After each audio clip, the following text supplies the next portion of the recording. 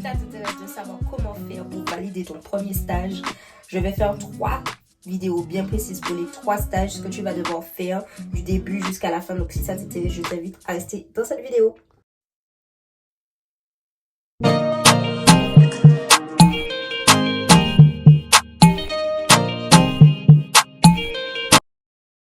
Donc déjà, avant même de commencer, hola les gars, ça faisait longtemps que j'avais pas filmé. D'ailleurs, je tenais à m'excuser les gars parce que j'étais dans une histoire de déménagement. Comme vous pouvez le constater, je suis dans un nouveau environnement. Donc du coup, j'ai déménagé, je suis malade. Il est actuellement 19h23. Je me suis dit, à chaque fois, Laurine, tu vas filmer, tu vas poster.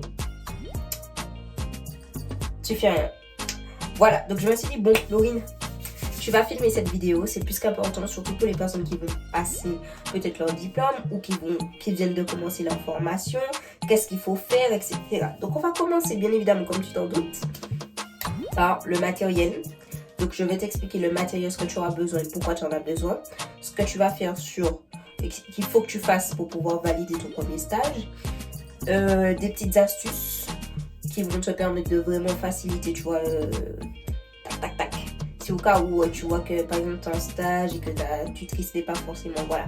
Toutes les techniques que moi j'ai pu avoir, qui me sont venues dans ma tête, que j'aurais aimé qu'on puisse me dire quand j'étais en stage, je te les partage, voilà. D'ailleurs, si tu n'es pas encore abonné à cette chaîne YouTube, je t'invite à t'abonner, à liker, partager, commenter, à me mettre en commentaire si tu as déjà fait ton premier stage, où tu en es dans ton parcours, est-ce que du coup tu viens de commencer CIP, bref, je serais trop intéressée de savoir tout ça, donc dites-moi ça en commentaire, ok?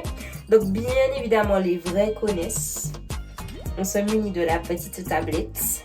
Vrais connaissent, et ça c'est que les vrais. Les gens qui sont là depuis le début, qui connaissent ça, tu vois ce que je veux dire. D'ailleurs, bon, c'est pas grave si tu rejoins la team, mais vrais connaissent, les gars, on est ensemble, voilà.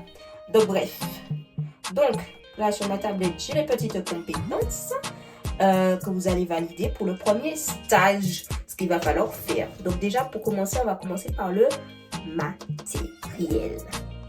Donc pour le matériel, qu'est-ce que tu auras besoin? Donc tu vas aller chez Action. Bon, je ne suis pas en partenariat avec Action, mais tu vas aller soit chez Action ou dans un magasin abordable. Moi, je te dis Action parce que c'est là que j'ai été, c'était moins cher pour moi, mais voilà, tu vois. Tu vas aller dans un magasin, tu auras besoin d'une clé USB. Une clé USB pour faire quoi? Pour pouvoir sauvegarder tout ce que tu pourras sauvegarder, faire ta veille informationnelle. Si jamais sur le temps de pause ou en général, tu as besoin de pouvoir sauvegarder quelque chose, clé USB. D'ailleurs, moi, j'en ai une depuis que j'ai commencé la formation et jusqu'à maintenant. Voilà.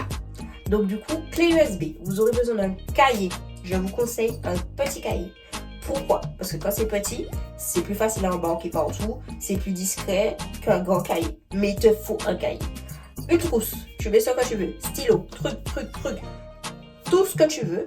Mais il te faut une trousse. Voilà. Le cahier, stylo, clé USB. Si tu peux avoir un ordinateur ou tu as un ordinateur, tant mieux. Si tu n'en as pas, tablette. Ça te permettra en fait de pouvoir travailler d'un petit peu partout. Parce que par exemple, des fois, quand on est en stage, on est dans la salle où les gens sont forcément, on n'a pas forcément notre bureau à nous de stagiaires, tu vois. Donc, tout ce qui peut être pratique pour toi, ça peut être intéressant, tu vois. Alors, pourquoi le cahier? Je vais vous dire pourquoi. Donc, dans les compétences. Donc là, pour ne rien oublier, je me munis de ma petite tablette qui me permettra de vous rappeler pourquoi. Donc, du coup, déjà, dans un premier temps, petit rappel, première compétence, premier stage, c'est accueillir pour analyser la demande des personnes et poser les bases de diagnostic partagées. Ça doit être clair dans ta tête dès que tu arrives. Donc, déjà, comment on fait pour faire tout ça? Il y a des sous-listes de compétences que je vais énumérer et te dire ce que tu vas devoir faire. Donc, du coup, tu vas devoir informer une personne ou un groupe sur les ressources en matière d'insertion et les services dématérialisés. Donc, bien évidemment, le premier rendez-vous, classique, tu reçois la personne, elle ne connaît pas la structure, elle ne connaît pas les autres structures. Donc, bonjour, j'ai peut-être un problème de logement, je ne sais pas quoi faire. Donc, tu dois connaître le site gouvernemental pour faire la demande sociale.gouv. Si tu ne connais pas ça, là, c'est pas bon. dès le départ. Donc ton petit cahier là, il va être utile, ta petite tablette aussi, pour que tu puisses noter tout ce qui est autour de ces 5 domaines. Donc je les rappelle pour ceux qui ne le savent pas ou qui oublient, n'oubliez jamais. Vous pouvez oublier quand vous êtes en formation, mais après n'oubliez pas. Donc c'est identité, santé, logement, ressources, mobilité, famille. Donc il y en a 6, tu ne dois pas oublier ça. Voilà, donc ça c'est pour pouvoir informer la personne en fonction de ces 5 groupes-là. Tu as analysé la demande de la personne et posé les bases d'un diagnostic partagé. Donc tu dois analyser déjà ce qu'elle veut, la personne. Tu dois poser les bases, donc c'est-à-dire, bon, on va commencer par ça, ça, ça, ça, ça. Je préconise ça, ça, ça, ça, ça. Et il faut que ce soit partagé parce que c'est toi et moi. Genre, c'est pas genre moi et quelqu'un d'autre, c'est toi et moi. Donc, tu vois, est-ce que c'est partagé? Est-ce que tu partages le même truc que moi? Est-ce qu'on est sur la même longueur d'onde? C'est ça, tu vois. Exercer une veille informationnelle, bien évidemment. J'ai fait une vidéo sur ça. Mais ton petit cahier là, il peut être utile. Ta clé USB si tu veux le mettre sur ta clé USB tout simplement avec le tableau, etc. Si tu n'as pas encore vu c'est quoi une veille informationnelle, je t'invite à aller voir cette vidéo qui est sur ma chaîne. Je la mettrai en barre d'informations si j'arrive. Voilà. Technique de prospective pour adapter son activité à son public et à son contexte. Bien évidemment, si j'accompagne un jeune, mon accompagnement sera différent que si j'accompagne une personne adulte. Je m'adapte. Tu dois pouvoir t'adapter au langage, au temps, à la compréhension, à la personne qui est en face de toi. Tout ça, tu dois savoir faire ça, ok? Mais là, voilà. Travailler en équipe, en réseau, dans le cadre de partenariat pour optimiser la réponse aux besoins des personnes accueillies. Bon, maintenant, tu as fait le premier rendez-vous, ok. Tu sais déjà un petit peu que la personne veut faire vendeuse. Elle est sûre qu'elle veut faire vendeuse, c'est ce qu'elle t'a dit. Ben, il serait temps un petit peu, grâce à ta veille, de savoir, bon, quel est le secteur, quelle structure recrute en tant que vendeuse, qui sont ces personnes, qu'est-ce qu'il faut, qu'est-ce qui est important pour eux, parce qu'il faut que je trouve des trucs pour les gens que j'accompagne. C'est ça mon travail, déjà, dans un premier temps. Donc ça, voilà. Réaliser le traitement administratif et les écrits professionnels liés à l'activité dans son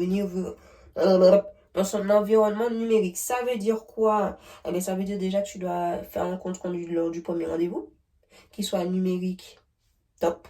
Par exemple, si tu es en mission locale, Imilo, la base, tu vois. Des équipes professionnelles. Bon, étant donné que madame était accompagnée dans une autre mission locale, je vous fais parvenir un mail, nanana, tu fais un petit mail, tu vois, et tu envoies dans l'autre mission locale pour que la personne puisse fermer son compte là-bas et qu'elle puisse être dans ta mission locale login, tu vois. Voilà. Donc, bien évidemment, dans un environnement numérique, parce que le but, comme si vous ne le savez pas encore, je vous le dis, dans le CCP3, pour ceux qui me demandent à chaque fois en PV, CCP3, c'est troisième compétence. Voilà. Je pose ça là, comme ça au moins, on est clair tous les deux, tu vois. Voilà. Donc, c'est ça. Donc, si on résume un petit peu, ce que tu vas devoir faire pour son premier stage, c'est déjà dans un premier temps avoir le matériel adapté, te renseigner sur la structure, te renseigner sur le public, te renseigner sur ce qui est en tant qu'acteur interne-externe. Qu'est-ce que c'est un acteur interne-externe? C'est un acteur interne, il est dans la structure avec nous, tu vois. Il travaille dans l'assaut login, tu vois. Externe, c'est d'autres personnes que je fais appel pour l'assaut login, tu vois. Ça, c'est ça, tu vois.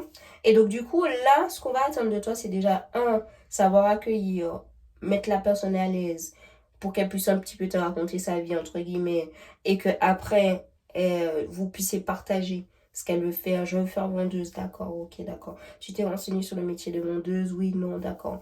J'ai des petits soucis de logement et je sais pas quoi faire. Ok, sachez qu'il y a tel structure, il y a tel site gouvernemental qui s'occupe de ça, donc ça prend tant de temps, il faudra faire tant de démarches, etc., etc. C'est ça, informer, tu vois, en matière d'insertion, bref, en matière de structure, d'insertion, bref, voilà. Ensuite, tu fais le premier rendez-vous, tu t'arrêtes pas là, parce qu'il faut faire le compte rendu. Chaque rendez-vous, mais il faut faire un compte rendu. Donc, du coup, tu vas le faire soit numérique en fonction de la structure, tu t'adaptes. Voilà, le but, déjà dans un premier temps, moi, je te dis déjà d'anticiper. Donc, ça veut dire si tu as 3 semaines. Première semaine, observation. Tu regardes un petit peu s'il y a un rapport d'activité qui te permettra d'avoir mission, public, ressources, finances, tout ce qui est lié à l'assaut ou à la structure. Te renseigner pour aussi l'organigramme, demander, tu observes un petit peu comment ça se passe. Tu prends un petit temps avec ta formatiste, ta tutrice, tu lui expliques comme quoi que toi tu es sur telle compétence, tu auras besoin de faire un premier entretien d'accueil, voire plusieurs, ce qui te permettra d'être beaucoup plus à l'aise. Dans un premier temps, tu auras besoin d'elle en soutien. Bien évidemment, tu la mets pas de côté, quoi. J'aurais besoin de toi en soutien pour pouvoir, ou vous, tout dépend de la relation, le climat, pour pouvoir faire mon premier entretien. Bien évidemment, ce sera l'occasion pour moi de me perfectionner, de savoir qu'est-ce que j'ai bien fait, qu'est-ce que j'ai mal fait, afin de pouvoir m'améliorer au mieux. Bien évidemment, le but, c'est de vous entraîner. Donc, ne vous arrêtez pas à un entretien. Un entretien n'est pas suffisant. Il faudra faire au moins maximum 4 entretiens. Au 5e entretien, vous allez voir que vous serez beaucoup plus relax.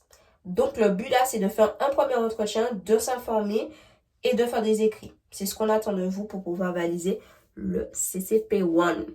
Donc, j'espère que tu as pu bien comprendre tout ce qu'on attend de toi. Moi, je vais pas être plus longue que ça.